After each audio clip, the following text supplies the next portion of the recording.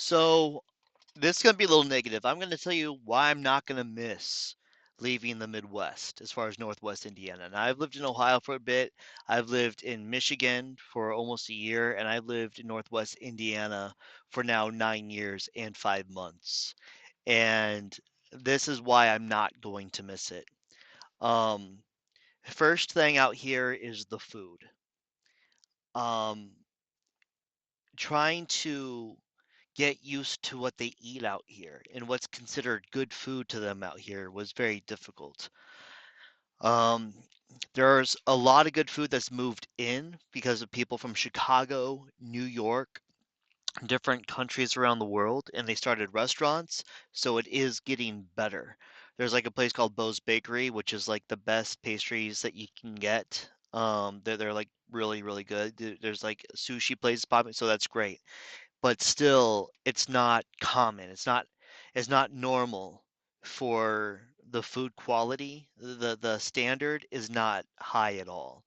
The standard for the food quality here is remarkably low, and it is so low that in California, what we would consider like I'd say about a 3 on a scale of 1 to 10, 1 being inedible and 10 being good.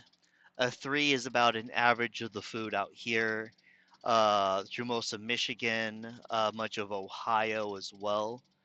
It's not great, but there is still good food in the Midwest, but not anywhere near me as far as Northwest Indiana. The other thing is the way people drive, like this idiot right here. This guy's making an illegal U-turn and just stopped all vehicles going this direction because they're very entitled here.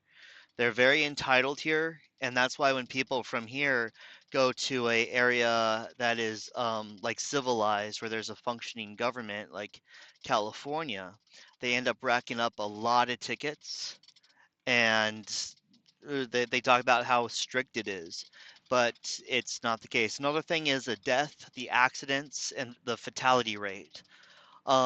There's literally hundreds of times more accidents out here and deaths out here than in California. Literally hundreds of times more. It's really bad, and they don't care about fixing it. That's another thing, is people don't have any will here to do any good. Um, you don't see people see a problem with their society and want to fix it.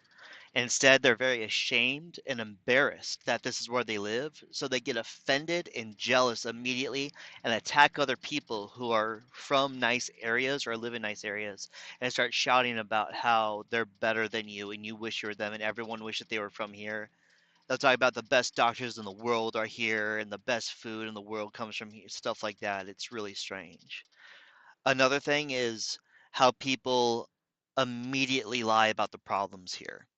If you are here and you witness it, they say it's like that everywhere. They say diabetes is everywhere, bad food like this is everywhere. They say corruption's everywhere, government's like that everywhere. They say that about everything. All the bad stuff that's like here, they say it's everywhere. It just isn't. And if they speak to someone outside the area, they will lie and say, I don't see that at all. And what's weird is they speak in such a way, it's like they're being condescending to you, like they're exaggerating, but they really just exaggerate that much. Like, I've never seen that. Like they're trying to push you, like they're trying to be it, but they're being serious. Um, Another thing out here, you gotta, the minorities are nice, and you'll run into people like some Polish people, and they're nice, but otherwise the majority, if you're not dealing with a minority, you're going to deal with a bad person. uh, you will be walking and someone will look at you and just roll their eyes at you and you have no idea why. um, I got some people trying to get a protective order on me right now, and I don't know who they are or anything. It's because I used a credit card. I try not to look attractive anymore because women, waitresses, when I give them my credit card, they will Google me, and now I use cash everywhere I go. Totally normal to them here. Totally normal to them here to get your information and Google look you right up on their phone and start talking about you. It's really really weird. Um, the unhealthy mindset out here, people, especially women, especially white women, are very sexual. They're very perverted out here, and they'll say all men are perverted. But it's very difficult to speak to a woman, like a white woman, who's like, I'll say around late 30s and younger, and have their minds not be in the gutter. They will always act like you're totally into them and stuff like that. It's almost impossible to have a conversation with anyone out here. And even through Ohio and Michigan, all these areas, they always think everything is about sex and people are trying to hook up with them. It's like, no, I'm just a nice person, and areas where you function, again, like California and kind of Florida, New York, Seattle, Washington, Oregon, where people function. I know that there's problems like this out there too, but it's not like out there where you run into it a few times in your life, or maybe once a year, or maybe a couple times a year. If this is your daily interactions out here with everyone, it's completely normal to them out here. But it's difficult. It's rather difficult to be able to find anyone outside of that. If you do, like someone from outside the area, you will spot each other immediately. You'll spot each other immediately. And one thing that people here say, who are not from here, is this is like a third world country. And I met people in Los Angeles who are from here and begged me not to go, saying if I come here, it will destroy my life. They're absolutely right. Um, and they talked about how terrible the people here are. When they got to California, they didn't know people could be that nice and welcoming, and that food could be that good. And they came out of retirement just because they did not want to come back. They were from Lake Station, and it's bad. Oh, another thing is out here, their world is very small. The world is very small. Someone will be from here and say they're not from here, they're from a name here. You're like that's here. But to them, they could be from the other side of town or the town next over and actually say they're not from here. You can see Chicago right there, and people will never visit Chicago. They'll look at it and be like, wow, it's so far away. Um, what else is there? You'll get people, and I had this the first day I was here. People just look at you and be like that all the time. You'll walk into a place and they'll immediately target you and do that. Um, like they want to start a problem. There's a place called Valpo Soup Kitchen. I went there a lot, but the girl who was the baker there, she started doing that to me, and I was like, okay, she's on drugs. And they'll just get offended at you. And I've never experienced that anywhere else, but right here in Northwest Indiana, all the time with females and then older white male boomerish types, not the healthy boomers who went to college and got a degree and they're in psychology or they're functioning and have a job and they're stable, but the other boomers, the loser boomers that are been on drugs their whole life. Another thing is people. This is so heartbreaking to say, but after 7 years, I finally came to admit that there was no denying it. Basically, if unless they're a minority, if they're I'm not gonna say the skin color. I'll just say if they're not a minority and they move their lips, they're lying. Even if they work in that field. Again, this is not all of Indiana. This isn't even Indianapolis. This is Northwest Indiana. Um, if they move their lips, they are lying. It doesn't matter if it is an attorney who's been an attorney for 40 years in that field and you're talking to him about a case of what he's supposed to specialize in. It doesn't matter if it is a doctor or anything like that. If they're not a minority and they're speaking, there's a very, very good chance, over 90, I would say over 98%, that they are just making stuff up or just lying to you. That's another one is people will correct you. Um, like me, I've got a very decent IQ and a lot of understanding on a lot of different things. When I speak in other places, people are interested in what I have to say. Since I came out here to the Midwest, no one's interested in my knowledge or what I have to say, ever. Nobody cares. And they always want to debate me and act like I'm wrong. And they will make up stuff. They will even say, for example, let's say that you're talking to someone about psychopathy.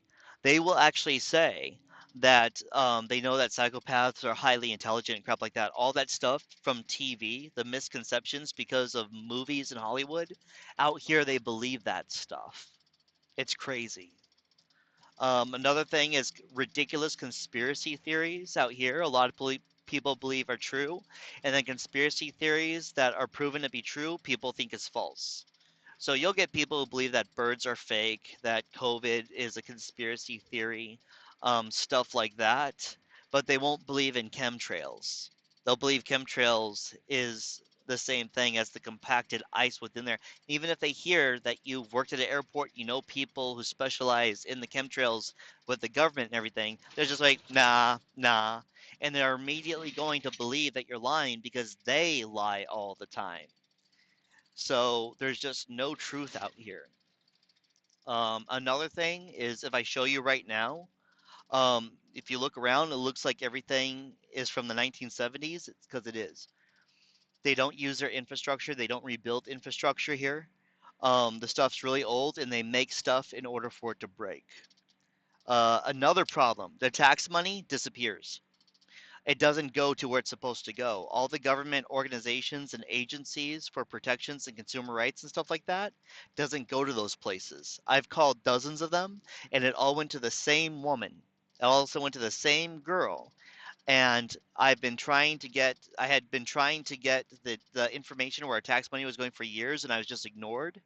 My calls are erased. The reports I made are erased. This is like Kern County, like Bakersfield, California, but it's actually worse, and it's almost the whole state when it comes to corruption. As far as there's judges here, judges are completely corrupt. Judges are completely corrupt. Being a judge here just means that you could go ahead and basically be your own little mobster mafia. You will change transcripts, you'll delete information, all of that stuff. And people say that's everywhere. No one will stand up. It's known about it everywhere. Judge Harper, she died a couple of years ago, and she committed at least tens of thousands of cases of I think it's treason, where she falsified information on almost every case, and she bragged about it. It looks like she was psychopathic. All of her friends and all of her family said she was the most horrific, evil person. Uh, and I know because I spoke to them directly.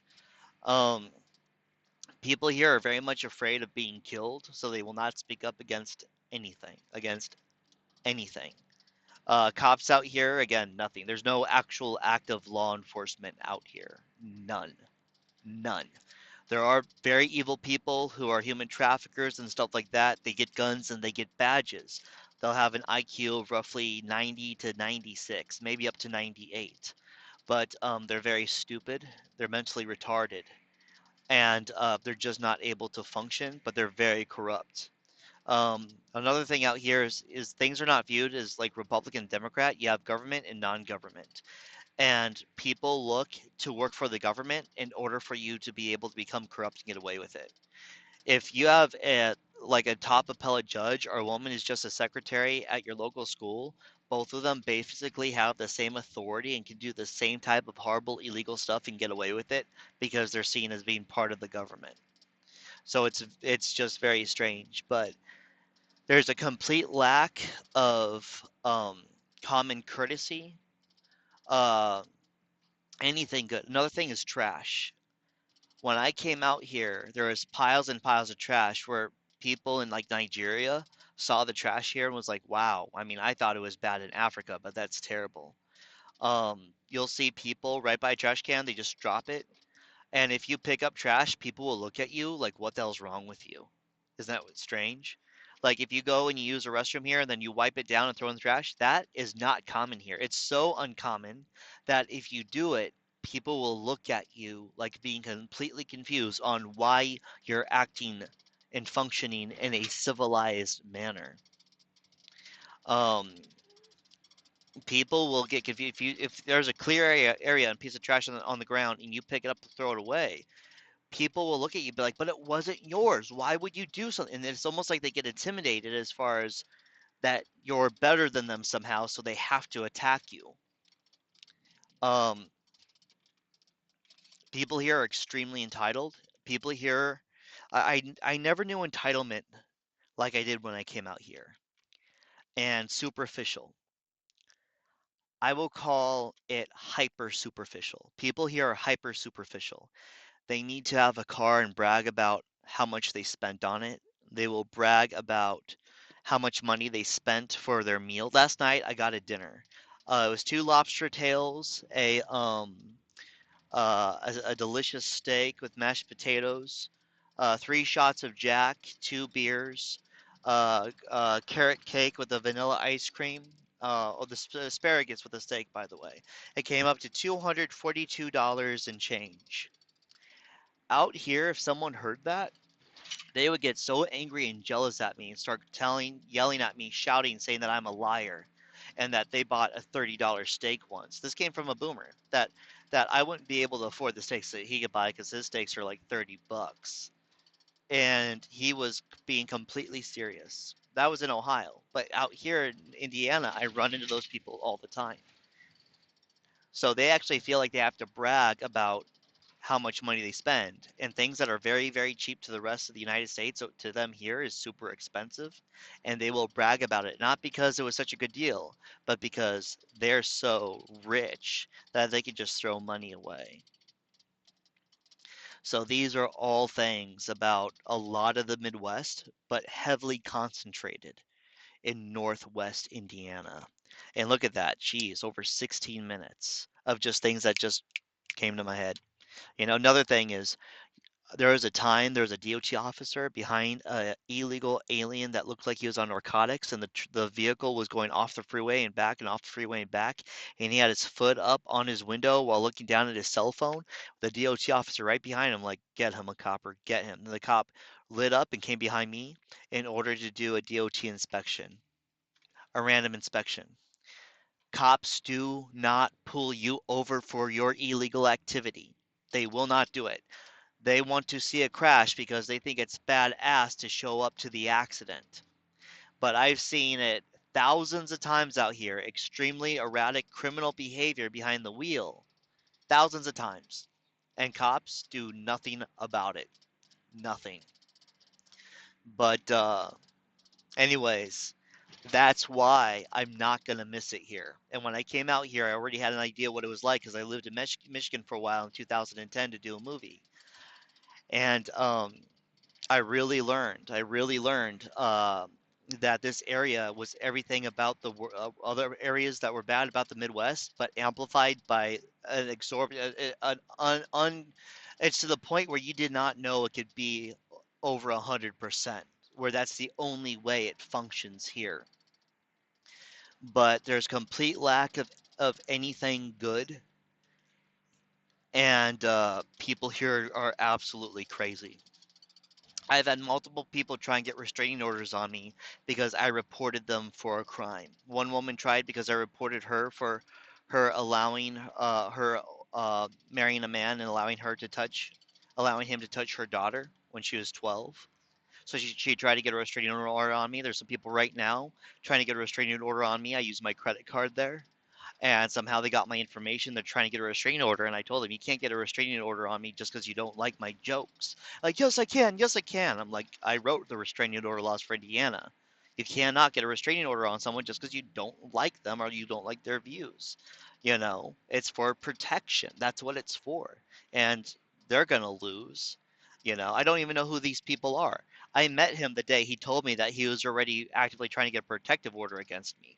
I don't know if they got me mixed up with someone else or what, but I know that they're on a lot of drugs because they told me about the drugs they were at the restaurant. And that over here, you could tell someone about that, and they're just like, immediately someone will be like, yeah, it's drugs. Yeah, that's drug behavior, opioids, man.